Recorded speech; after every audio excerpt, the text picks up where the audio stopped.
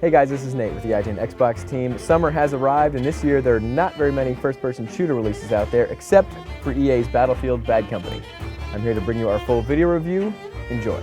The Battlefield series has always been a PC-oriented franchise, with only Battlefield 2 Modern Combat making the jump to consoles. In mid-2005, the Sweden-based Digital Illusion CE, or DICE, teased the existence of a new Battlefield game, a title that we now know to be Battlefield Bad Company. It not only represents the first story-based Battlefield title, but it's also the first product to utilize the all-new Frostbite engine, developed internally by DICE. It boasts excellent production values both in the visual and audio departments, as well as intense multiplayer action that is sure to please fans of the venerable series. Bad Company follows one Private Preston Marlowe, a new recruit to a division of the Army known simply as Bad Company. It's a group of misfit soldiers. There's Sarge, Haggard, and the love-struck Stillwater to complement Marlowe, and each has their own personality and quippy dialogue that they'll spew out throughout the adventure. Though the missions in the campaign begin innocently enough with the standard destruction of enemy military installations, the team's motivations quickly take a turn once the promise of personal wealth enters the equation. It's interesting to see how DICE dances around the fact that your group of soldiers is essentially abandoned by United States military command. They could have taken a more politically slanted approach, but Bad Company does a good job of keeping things lighthearted and fun throughout the action. This does come back to bite the game experience in the butt a bit, as the intensity is lessened thanks to the fact that the characters are constantly joking during moments of serious warfare. Diving deeper into the gameplay reveals that the focus of the game, like the characters themselves, is not on delivering a true war simulation. This is evidenced by the checkpoint system which, like BioShock's cryo chambers, doesn't so much restart you from a certain spot as it does respawn you back in the battlefield. Again, this does lessen the intensity and the punishment for death that you get from a game like Call of Duty 4. Kill a guy and then die in Infinity Ward's Game of the Year, and he'll be alive when you begin again. Not so in Bad Company, where any damage that you cause stays upon your death. It's clear that EA and DICE wanted to usher the player through the storyline, but it's a bit much at some points. Where the gameplay of Bad Company effectively and positively separates itself from the throng of other war-based releases is in the destructibility that is afforded by the much-talked-about Frostbite engine. Unlike in Call of Duty 4, when you launch a grenade or a rocket into the side of a stone wall, that wall is coming down, and impressively so.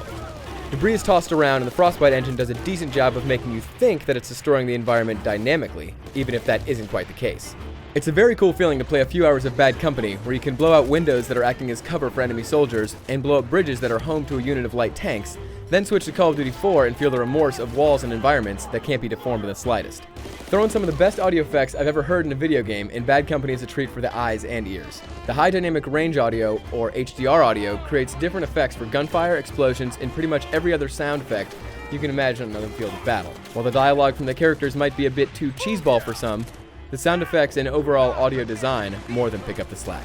The single-player story, which spans all of 8 levels, while it's much more solid than what we've seen from other solo Battlefield experiences, does leave a bit to be desired.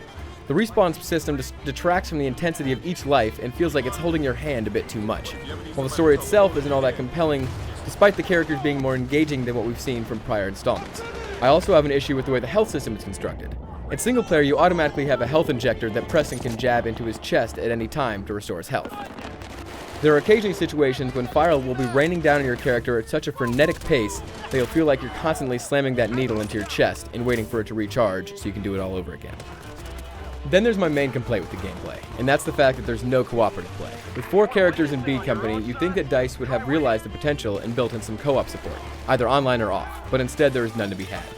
Granted, there is at least one mission where Preston goes it alone, but the rest of the game is perfectly fit for more team interactions. Luckily, the multiplayer in Bad Company takes the best moments from the single player and recreates them twofold. The battles that take place across the 8 maps are frantic and intense. While the retail release does only come with one mode, there are plans on releasing a patch that will bring the original Battlefield mode of play from PC onto consoles. Not that Bad Company needs it. There certainly is a learning curve, especially if you're coming from the run-and-gun world of Call of Duty 4. But once you get your head around how to properly utilize the different class systems and vehicle offerings, the 24-player matches become much more fun. In the end, Battlefield Bad Company is a great addition to the long-running series, despite the fact that it leaves the comfy confines of the PC world. The added storyline gives newfound depth to the formerly shallow single-player mode, despite the fact that the dramatization pales in comparison to what we've seen from Call of Duty 4. Where Bad Company truly shines is in its multiplayer and the technology that drives the game forward. Both raise the bar in their own right and give the competition something to strive for. In this summer relatively devoid of solid first-person shooters, Bad Company does enough to earn your hard-earned money. So there it is, our video review for Battlefield Bad Company, a great shooter to keep you indoors for the hot summer months.